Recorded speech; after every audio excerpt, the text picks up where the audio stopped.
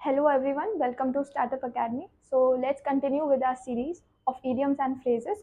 And one more thing, today is gonna be the last day for alphabet B, idioms. So let's proceed.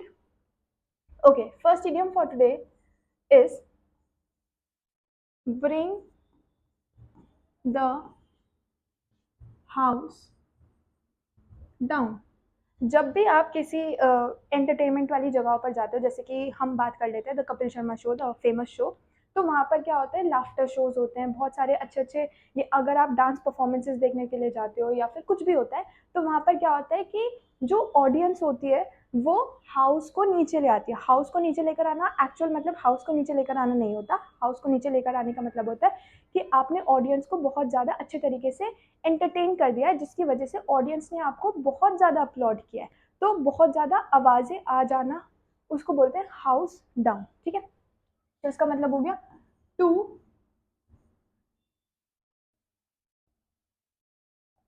To impress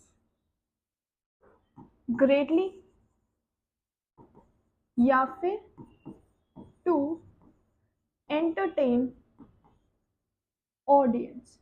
ठीक है, इसका मतलब होता है to impress greatly या फिर to entertain audience. If we frame try if we try to frame the sentence, हम क्या फ्रेम कर सकते हैं ब्रिंग द हाउस डाउन के लिए। जैसे मैंने बताया कॉमेडी शो के लिए आप इसके लिए फ्रेम कर सकते हो, तो मैं कॉमेडी पर फ्रेम कर रही हूँ, आप किसी और पर फ्रेम कर लेना। The comedians performance brought the house down with laughter। ठीक है जी, तो कॉमेडियन ने जब अपनी परफॉर्मेंस दी तो क्या हुआ, हाउस नीचे आ गया बिकॉज पीपल स्टार्टेड लाफिंग, मतलब इतनी अच्छी परफॉर्मेंस थी। ठीक है, तो बॉट द हाउस डाउन। तो ये हमने पहला सेंटेंस फ्रेम कर लिया है फॉर टुडे। अगर हम दूसरे की बात करें, दूसरा कहता है ब्रेक। जो हमारा दूसरा इडियम है वो कहता है ब्रेक द कह लो या ब्रेक अ कह लो, ब्रेक अ लेंस विद। इसका जो मतलब हुआ ब्रेक अ लेंस विद का मतलब कि आप किसी के नेबर के साथ लड़ रहे हो, अपने बॉस के साथ लड़ रहे हो, अपने कलीग के साथ लड़ रहे हो, अपने किसी फ्रेंड के साथ लड़ रहे हो। जब भी आप किसी तोड़ने मोड़ने की बात करोगे, इसका मतलब you are fighting against, you are arguing against something. तो इसका मतलब क्या हुआ, आर्ग्यू अगेंस्ट। किसी के भी अगेंस्ट आप आर्ग्यू कर सकते हो, जैसे Suman broke a lance with her boss over project's direction. उसने आर्ग्यू कर लिया अपने बॉस के साथ, किसके ऊपर, प्रोजेक्ट की डायरेक्शन के ऊपर। किसने किया, सुमन ने किया। ठीक है, तो Suman broke a lance with with with with with with boss. ठीक है जी, so this is how you can frame a sentence. अब ये जो ब्रेक अ लेंस विद है, ये आपका PYQ है, और आपका होमवर्क आज इसके ऊपर सेंटेंस फ्रेम करने का नहीं है, आपको पता करना है कि ये कौन से ईयर का PYQ है। ठीक है, इजी टास्क।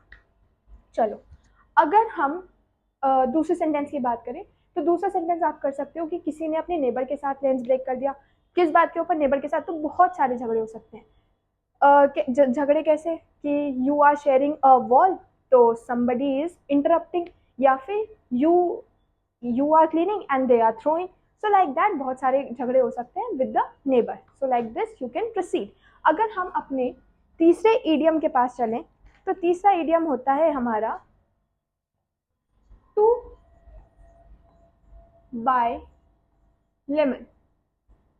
अब देखो, लेमन जो होता है बहुत सस्ता है। ठीक है, आजकल तो नहीं है इतना, पर it use to be very सस्ता।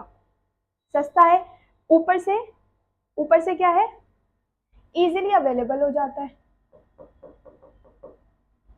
ऊपर से इजीली अवेलेबल भी हो जाता है। तो फिर आप क्या कर सकते हो, सस्ती चीज़ों को खरीदने का फ़ायदा नज़र नहीं आता, तो कुछ ऐसी चीज़ खरीदना, to buy something, to buy something which is useless. आप कभी अगर सब्जी लेने गए हो या फिर मार्केट में कुछ भी शॉपिंग करने के लिए गए हो, शॉपिंग तो क्या ही वेजिटेबल्स के लिए ही, क्योंकि यहाँ पर लेमन की बात हो रही है। तो अगर आप मार्केट में लेमन की नहीं, वेजिटेबल्स की शॉपिंग करने के लिए गए हो, तो आपने सब्जी वाले भैया से हमेशा ही मांगा होगा, थोड़ा सा धनिया दे दो, थोड़े से नींबू दे दो, थोड़ी सी मिर्ची दे दो। तो नींबू तो ऐसे ही मिल जाता है बिना खरीदे ही, तो उसको तो यूजलेस ही बोलेंगे ना, इफ यू आर बाइंग नींबूज, है ना जी। तो इस वजह से बाय लेमन का मतलब क्या सीखा हमने, to buy something which is useless. और अगर हम इसके लिए सेंटेंस बनाते हैं तो हम क्या बना सकते हैं, ये सिर्फ समझने के लिए मीनिंग था, ठीक है।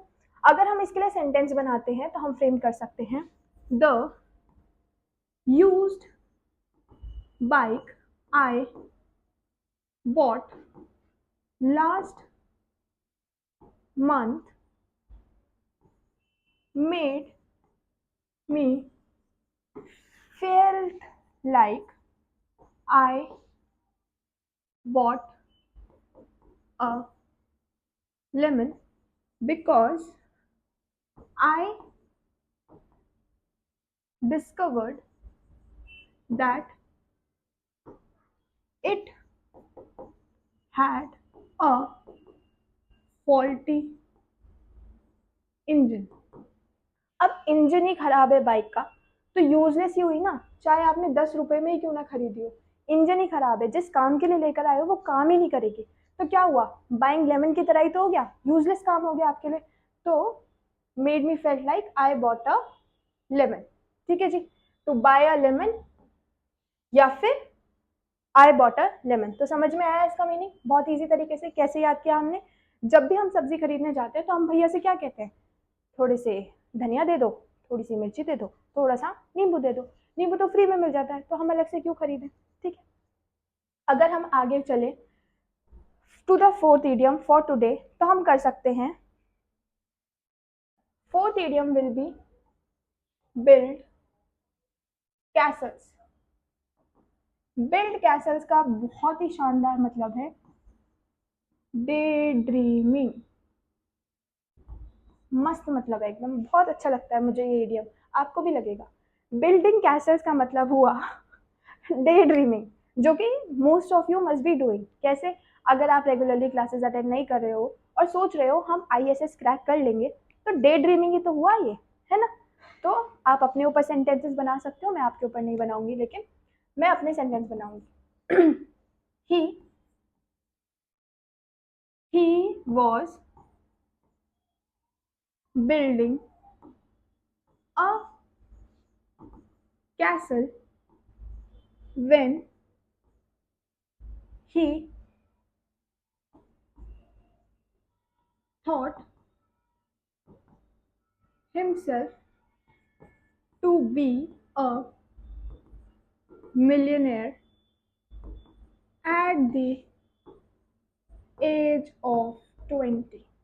मतलब क्या हुआ, 20 साल की उम्र में वो अपने आप को क्या एक्सपेक्ट कर रहा था, बिल्डिंग कैसल इन एयर लिखना पड़ेगा इसको, he was building a castle in air. अब यहां से ये हटा सकते हैं हम, ये हटा दो,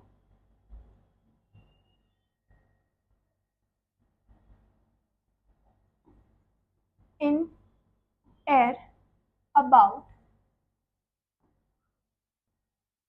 about being a millionaire at the age of 20। ये 20 है, इसको अच्छे से लिख लेना, इट्स 20।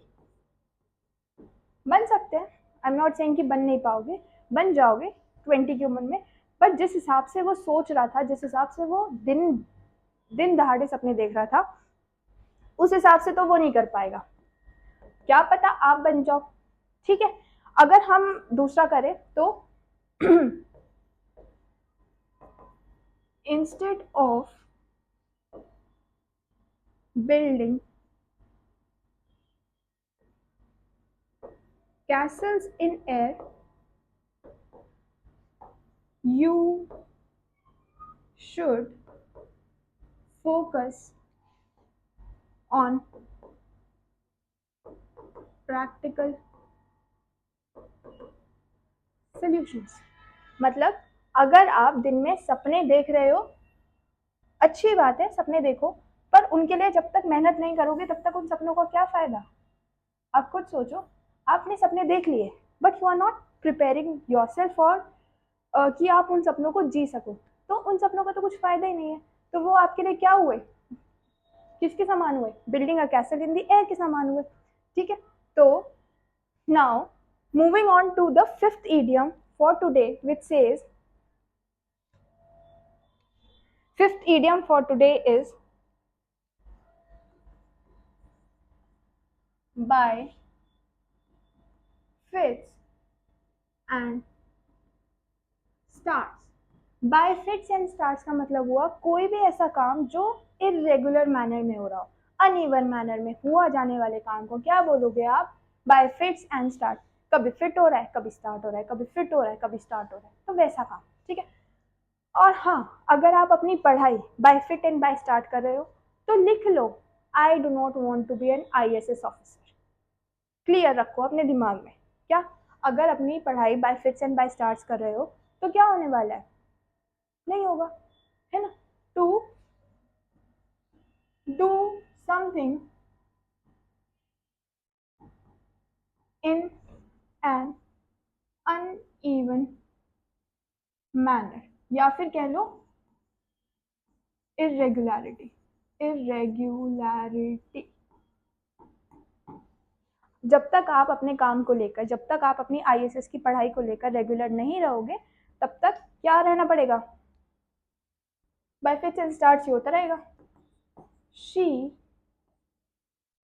ऐसे नहीं, थोड़ा स्टाइल में लिखते हैं, she is been working on the project by fits and starts whenever she finds time. अब सोच लो, जब टाइम मिल रहा है सिर्फ तभी काम हो रहा है उससे भी, तो ऐसे काम से तो ना ही करे कोई। चलो ठीक है, कर रही है तो कर लो। अब दूसरा सेंटेंस हम क्या बना सकते हैं, the company is growing by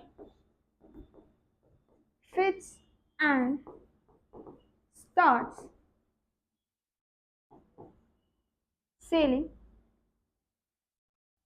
The company is growing by fits and starts with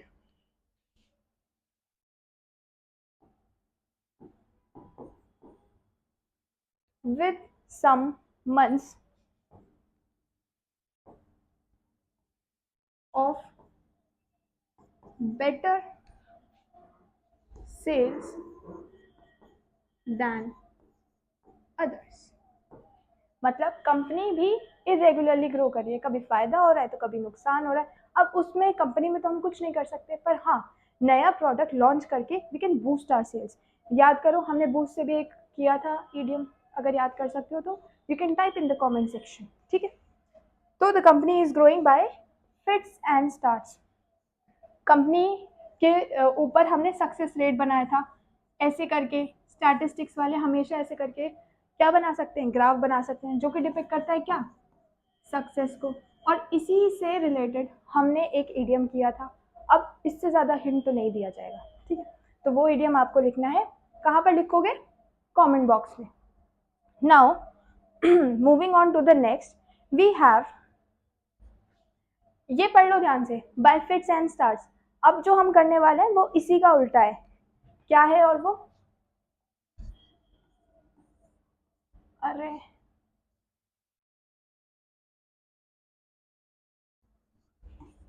bye leaps and bounds, very quickly, मतलब जो लोग स्टार्टअप अकेडमी को ज्वाइन कर लेंगे और उसके साथ साथ अपनी सिलेबस कवर करते रहेंगे, वो लोग क्या करेंगे, बाय लीप्स एंड बाउंड अपना सिलेबस कवर कर लेंगे। पर जो लोग इरेगुलरिटी शो करेंगे and they won't be working at home as well, तो वो लोग क्या करेंगे, by fits and by starts पीछे रह जाएंगे। इरेगुलरिटी होगी ना, तो पढ़ोगे कैसे, कब पढ़ोगे, जब एग्जाम खत्म हो जाएंगे तब। Bad idea.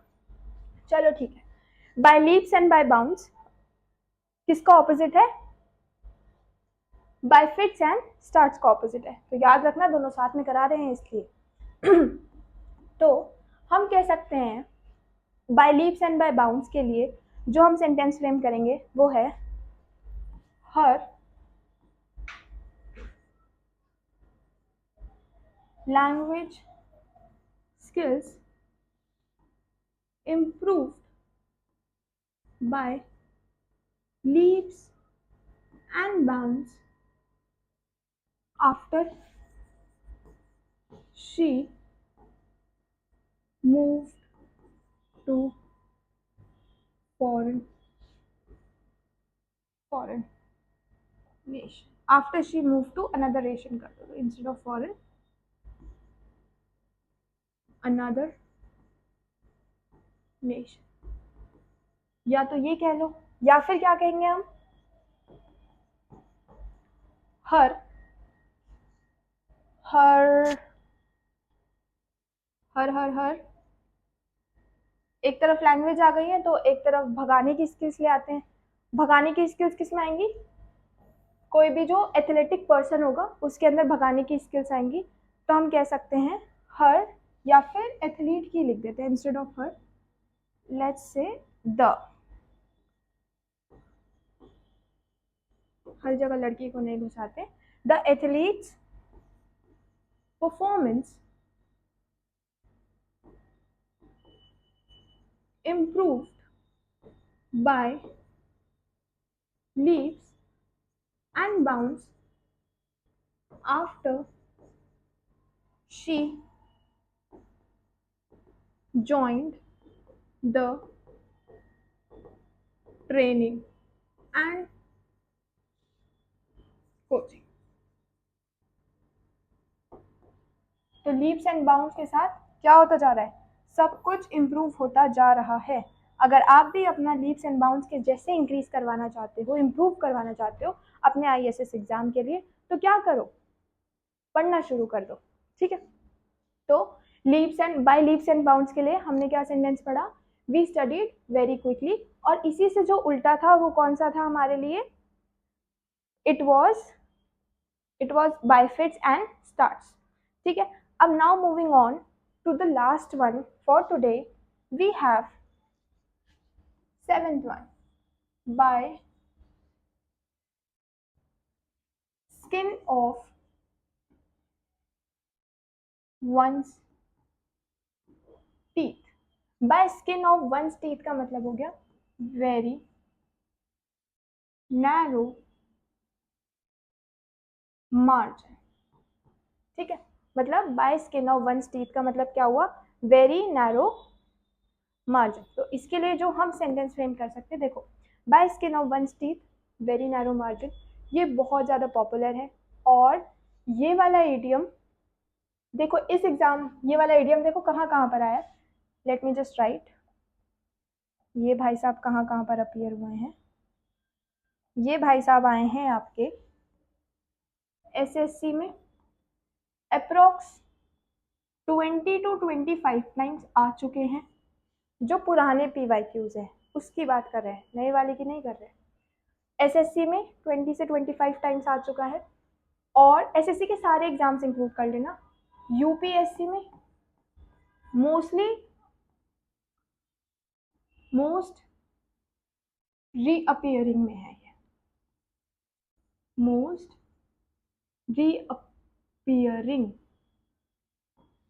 रीअपियरिंग की कैटेगरी में है ये। तो bye skin of one's teeth और रेड कलर के मार्जिन से लिखने का मतलब आप समझ लो कि इसकी इंपॉर्टेंस कितनी है। ठीक है, तो अगर हम इसके ऊपर सेंटेंस बनाएंगे तो हम बना सकते हैं with respect to team, that is the team won the game by skins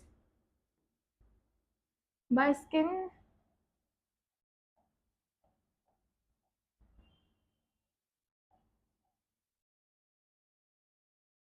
by skin of one's teeth. आप ये बना सकते हो, the team won the game by skin of one's teeth, और इसको अंडरलाइन कर लेना, by skin of one's teeth को अंडरलाइन करके, thanks to one last minute goal. या फिर आप किसी कंपनी से रिलेटेड भी बना सकते हो कि कंपनी क्या होने वाली थी, बैंकरप्ट होने वाली थी, और किसने बचा लिया, कोई लास्ट टाइम पे इन्वेस्ट करके चला गया, उसने बचा लिया। तो आप लिख सकते हो the company was saved from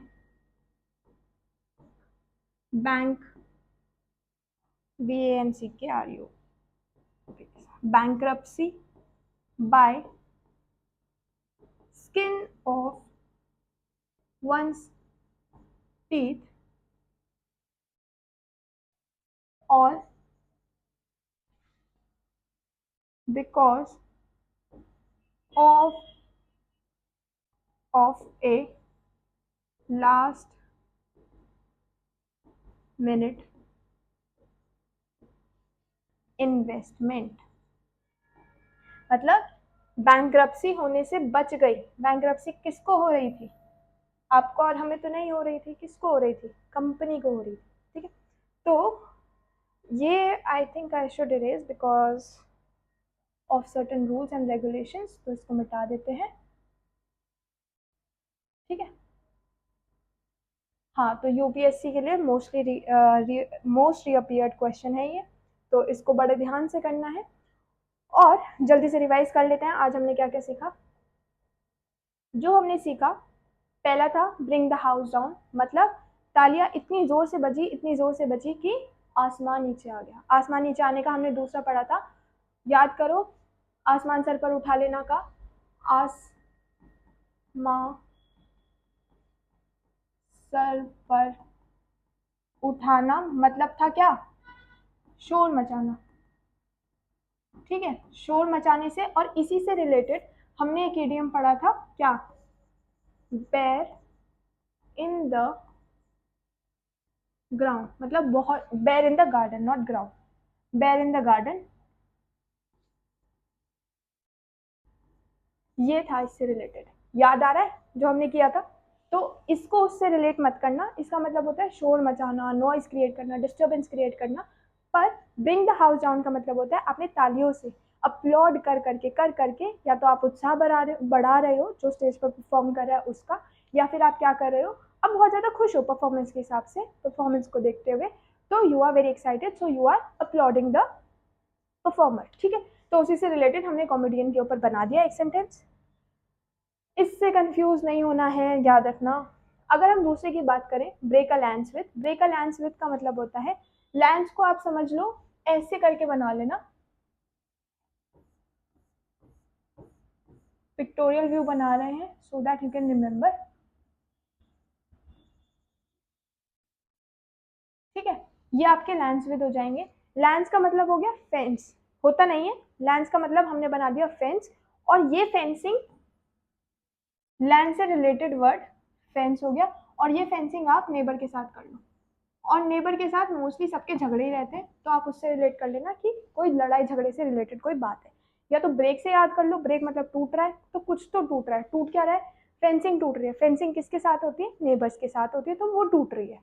ठीक है, तो हमने सुमन का करा दिया किसके साथ, बॉस के साथ, लड़ाई करवा दी।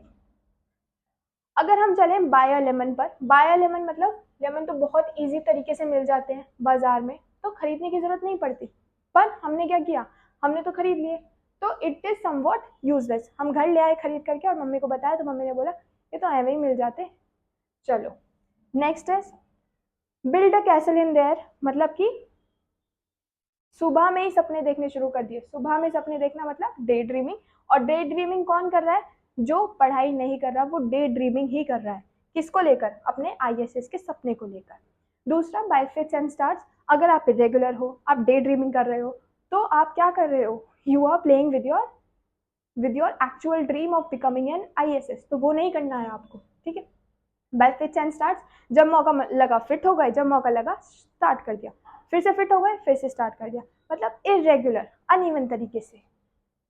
दूसरा देखें अगर हम, by leaps and by bounds, by leaps and by bounds का मतलब हुआ जल्दी जल्दी। तो आप स्टार्टअप अकेडमी को ज्वाइन करो सो दैट आप जल्दी जल्दी अपना सिलेबस कवर अप कर सको और एग्जाम पास कर लो। Next is by skin of one's teeth, मतलब वेरी नैरो मार्जिन, बहुत ही हल्के मार्जिन से बचना। तो इस ये वाला मोस्ट इम्पॉर्टेंट है, जैसे कि आपको बताया जा चुका है, दोबारा दोबारा रिपीट नहीं करेंगे। और इसी से रिलेटेड हमने 2 बना दिए हैं, बाकी के 3-4 आप बनाकर प्रैक्टिस कर लेना। और हो सके तो व्हाट्सएप की जगह पर आप भेजना हमें कमेंट सेक्शन में, ठीक है। ठीक है, व्हाट्सएप पर भी भेज दो, that is fine, but comment में भेजोगे तो that will be even more fine. चलिए, तो आज के लिए बस इतना, और बाकी कल हम कंटिन्यू करेंगे। And for tomorrow we would be starting with letter C. Thank you.